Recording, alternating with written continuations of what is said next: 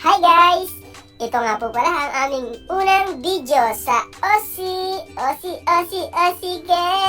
Welcome to our first video. So as you can see guys, we're here in Return and Earn Roseland. And ito po yung lahat ng naipon naming bottles at oras na para maging color.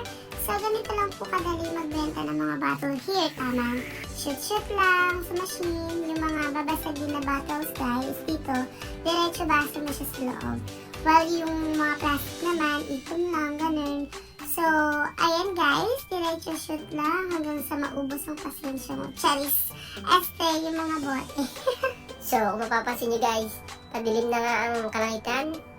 At kailangan na namin mag-apura dahil nagdidilim na rin ang aming mga paringi. Dahil gutom na rin kami. Sa layo ba naman ang pinuntahan namin na to? At nilakad.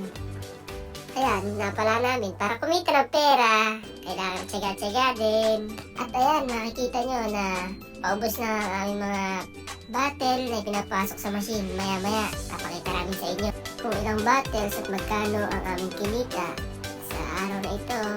So ayun guys, tapos na kami mag-shoot ng bottles at eto na po ang aming nakuhang voucher para ipalit sa Woolies at maging pera. So ayun guys, abangan nyo na lang po ang aming mga susunod na video. Thank you for watching. Bye! Bye-bye!